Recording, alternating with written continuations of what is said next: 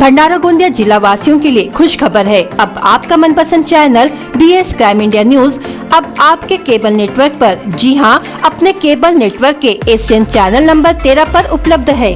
BS crime India news पर खेल, राजनीति, क्राइम, साहित्य व अन्य खबरें प्रकाशित की जाती है। हमारे साथ जुड़ने के लिए तथा हमारे चैनल में खबरें, विज्ञापन आदि के लिए संपर्क करें 8669151757 पर।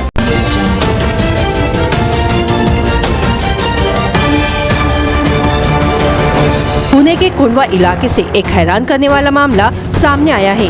वहां माँ बाप ने 11 साल के बेटे को 22 कुत्तों के साथ पिछले 2 साल से कैद कर रखा था। हालांकि माता पिता अक्सर उससे मिलने आया करते थे। पड़ोसी की शिकायत पर पुलिस ने फ्लैट पर दबिश दी और बच्चे को बेजुबानों के साथ मुक्त करवाया। बुधवार देर रात इस मामले में कार्रवाई करते हुए पुलिस ने आरोपी माता पिता को गिरफ्तार कर लिया है।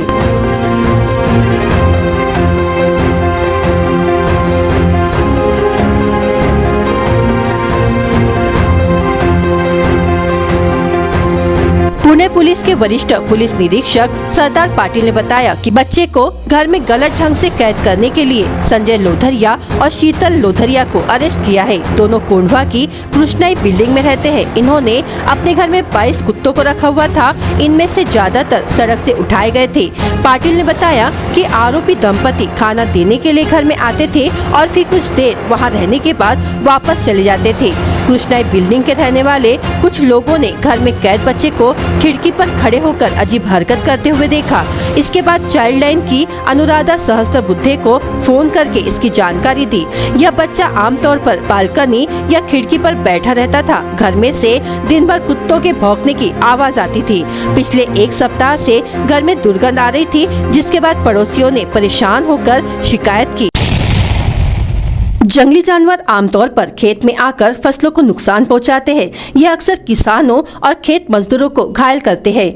कभी कभी गांव में भी देखा जाता है, लेकिन सबसे अजीबोगरीब बात मोहाड़ी तहसील में बसे कोका वन्यजीव अभयारण्य से सटे ढीवरवाड़ा गांव में हुई। जंगली जानवर ने संदीप वनवे के घर की किचन में घुसकर वहां रखी सेवाई, पापड़ सहित अन्य सामानों को खा लिया। साथ ही कमरे के सामानों को नष्ट किया। सूत्रों के अनुसार ढीवरवाड़ा गाँव में रहने वाले संदीप वनवे का मुख्य पेशा कृषि है। उनके परिवार में उनकी पत्नी, 2 बच्चे और भरा पूरा परिवार है। 11 मई को सेवैया, पापड़ और आम रस की घर में मेजबानी थी। किचन में अच्छी महक आ रही थी। सभी घर के कमरे में खाना खाने बैठ गए। महिलाएं रसोई से एक-एक करके भोजन कक्ष में बर्तन ला रही थी। अन्य सभी सदस्य पंक्तियों में बैठे हुए थे।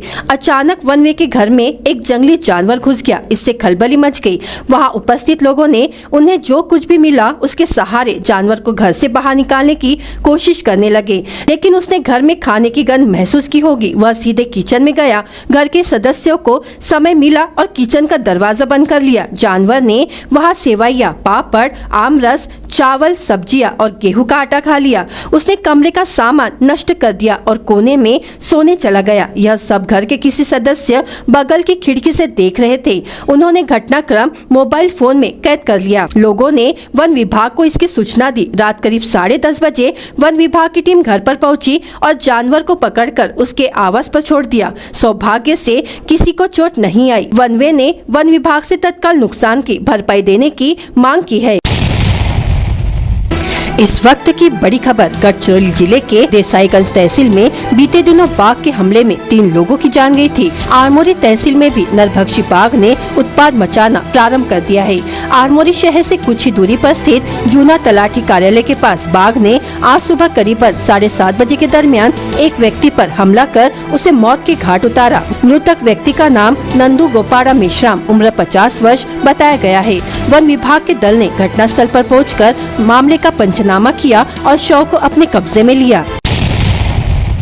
शुक्रवार की दोपहर करीब 1 बजे के आसपास प्रेम घनश्याम दमो ने उम्र 17 वर्ष नामक मनसर तहसील रामटेक निवासी युवक वाहीटोला की खदान में डूब गया, जिससे उसकी मौत हो गई। प्राप्त जानकारी के अनुसार प्रेम दमोने और उसके मित्र खदान के पानी में तैरने गए हुए थे, परंतु प्रेम को तैरना नहीं आता था, इसलिए वह किनारे पर खड़ा होकर भीग रहा था। इस दौरान अचानक उसका पैर फिसला और वह पानी में जा गिरा। उसे डूबता देख उसके दोस्तों ने उसे बचाने का काफी प्रयास किया, लेकिन उन्हें सफलता नहीं मिली। इस घटना की सूचना रामटेक पुलिस को दी गई। पुलिस ने मौके पर पहुंचकर स्थानीय मछुआरों की सहायता से प्रेम के शव को ढूंढने का काफी प्रयास किया, लेकिन कोई सफलता हाथ नहीं लगी। अंधेरा होने से सर्च ऑपरेशन रोक दिया गया। शनिवार की सुबह फिर प्रेम के शव की खोजबीन शुरू की गई।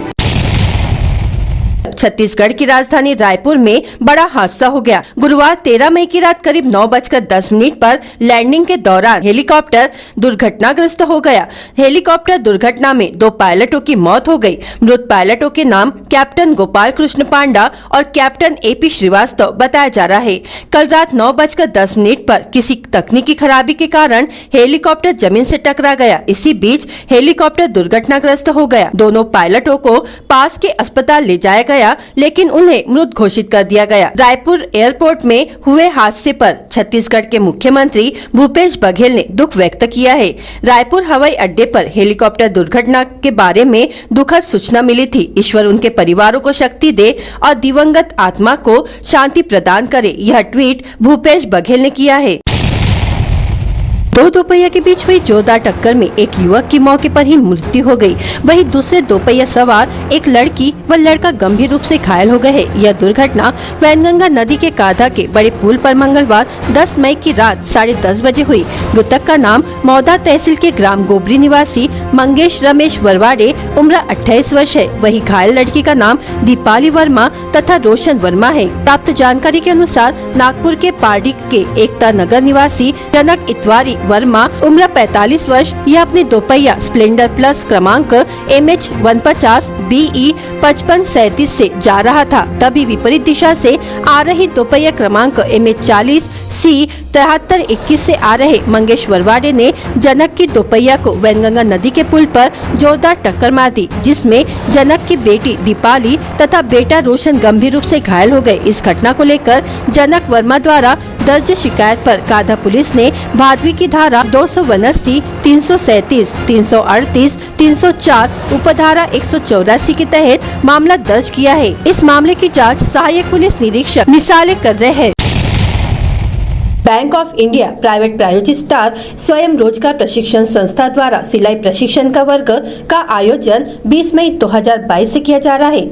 30 दिवसीय प्रशिक्षण में सिलाई प्रबंधन, बच्चों की शर्ट पैंट, सलवार सूट के प्रकार, कुर्ती और गाउन के प्रकार, साड़ी बनाना, पिको फॉल, कर्ज विषयक मार्गदर्शन, उद्योजकीय कौशल, व्यक्तिमत्व विकास प्रकल्प, अहवाल, व्यवसाय के अवसर, बाजार सर्वेक्षण, बैंक योजना जैसे मुद्रा, PMEGP, CMEGP, stand up India और वित्तीय योजनाओं की जानकारी दी जाएगी। स्वयं रोजगार की रुचि, व्यवसाय शुरू करने की तैयारी, आयु 18 से 45 वर्ष, शिक्षा 10वीं पास या अनुत्तीर्ण ऐसे बेरोजगार पुरुष एवं महिलाएं 19 मई 2022 को सुबह 9:30 बजे स्टार स्वयं रोजगार प्रशिक्षण संस्था लाल बहादुर शास्त्री के बाजू सावरकर सभागृह के सामने महाबोधि बुद्ध विहार शास्त्री चौक भंडारा में उपस्थित रहने की अपील संस्था संचालक मिलिंद इंगड़े इन्होंने की है। प्रशिक्षण में प्रवेश के लिए आयोजित मुलाकात के लिए आते समय उम्मीदवारों ने स्कूल छोड़ने का प्रमाण पत्र, मार्कशीट, राशन कार्ड, आधार कार्ड और 4 फोटो लाना आवश्यक है। साथ ही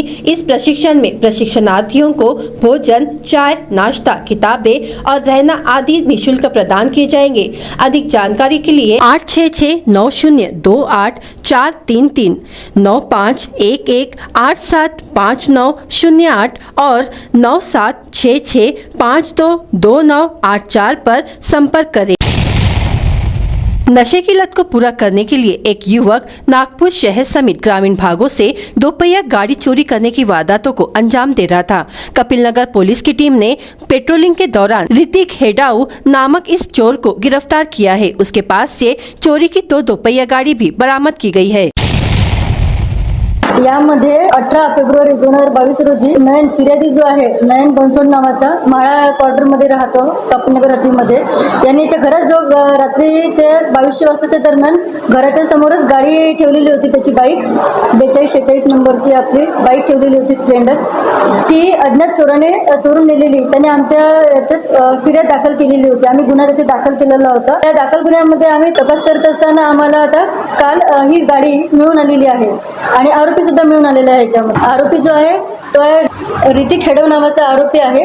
त्याने गाडी तर दिलेलीच आहे, ही गाडी रिकवर झालेली आहे. त्याचप्रमाणे त्यांनी आम्ही अधिक विचारपूस केली त्याला, तर त्यांनी हे सांगितलं की सावनेरची सुद्धा त्यांनी गाडी चोरी केलेली आहे. ती गाडी सुद्धा आम्ही रिकवर केलेली आहे. याच्यामधून म्हणजे एका आरोपीने आम्हाला 2 गुन्हे उघडकीस आणलेले आहेत. पिछले महीने का बिल अपडेट ना होने के कारण आज रात 9:30 बजे से विद्युत आपूर्ति खंडित की जाएगी। इसलिए तत्काल साथ में दिए गए व्यक्तिगत मोबाइल क्रमांक पर संपर्क स्थापित करें। इस तरह के फर्जी SMS संदेश नागरिकों को मोबाइल पर भेजे जा रहे हैं। इस तरह के संदेश भेजकर विद्युत उपभोक्ताओं के साथ धोखाधड़ी करने का मामला उजागर हुआ है एवं इस संबंध में महावितरण की ओर से सड़क अर्जुनी पुलिस थाने में शिकायत भी दर्ज कराई गई है। महावितरण की ओर से 13 मई को एक विज्ञप्ति जारी कर विद्युत उपभोक्ताओं से कहा गया है कि महावितरण द्वारा इस तरह के किसी भी प्रकार के SMS एवं व्हाट्सएप मैसेज ग्राहकों को नहीं भेजे जाते, इसलिए ग्राहक इस तरह के मैसेज को फर्जी समझे एवं कोई उत्तर ना दे।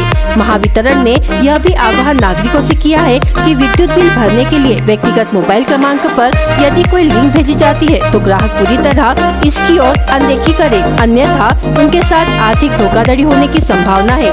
महावितरण द्वारा केवल पंजीकृत मोबाइल क्रमांक पर ही विद्युत ग्राहकों को सिस्टम द्वारा SMS भेजे जाते हैं और उसका सेंडर ID MSEDCL है। महावितरण द्वारा SMS द्वारा केवल पूर्व नियोजित देखभाल, दुरुस्ती, तकनीकी एवं अन्य कारणों से विद्युत आपूर्ति खंडित होने पर उसे पूर्ववत करने में लगने वाली संभावित अवधि प्रति माह की विद्युत बिल की राशि स्वयं होकर मीटर भेजने का आह्वान, मीटर रीडिंग लेने की तारीख एवं उपयोग किए गए यूनिट की संख्या, विद्युत बिल की राशि, देय दिनांक, विद्युत आपूर्ति खंडित किए जाने का नोटिस आदि की जानकारी भेजी जाती है। व्यक्तिगत मोबाइल क्रमांक से नागरिकों को भेजे जाने वाले मैसेज फर्जी है, यह स्पष्ट किया गया है।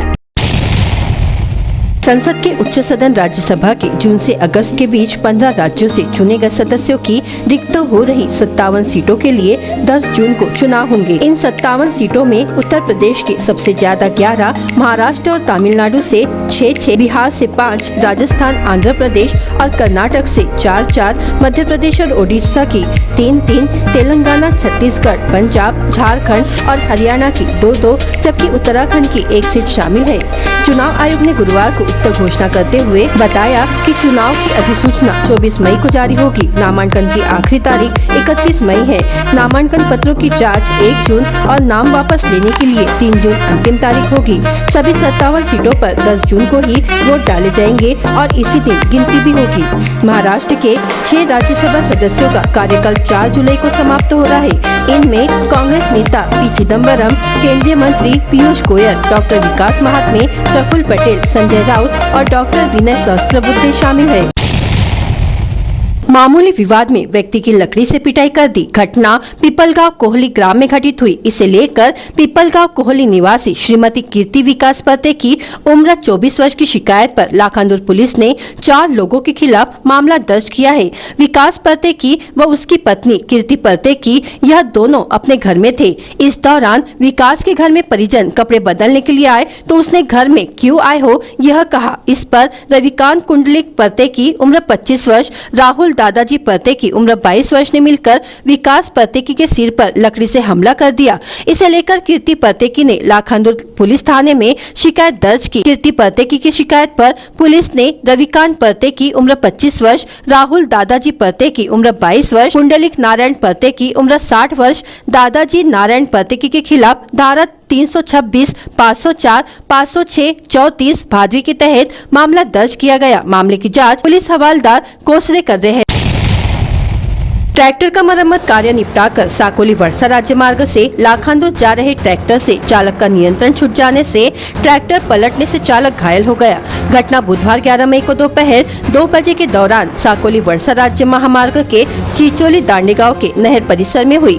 घटना में स्थानीय लाखांदूर निवासी हेमंत अंताराम बोरकर उम्र 27 वर्ष नामक ट्रैक्टर चालक मामूली रूप से घायल होने की जानकारी दी है। पुलिस सूत्रों के अनुसार घटना के दिन दोपहर के दौरान दुर्घटना में घायल चालक ट्रैक्टर क्रमांक MH36L 5596 की मरम्मत कर चिचाल से लाखांदूर जा रहा था। इस दौरान साकोली वर्षा राज्य महामार्ग के चिचोली दांडे गांव के नहर परिसर में ट्रैक्टर से चालक का नियंत्रण छूटने से ट्रैक्टर पलटने की जानकारी पुलिस को दी गई। दुर्घटना की जानकारी स्थानीय लाखांदूर पुलिस को मिलते ही तत्काल घटना स्थल पर पहुंचकर दुर्घटना में मामूली रूप से घायल चालक को इलाज के लिए लाखांदूर के ग्रामीण अस्पताल में भर्ती कराया गया। घटना में दिघोरी पुलिस में मामला दर्ज किया गया है। मामले की जांच दिघोरी के सहायक पुलिस निरीक्षक हेमंत पवार के मार्गदर्शन में शुरू है।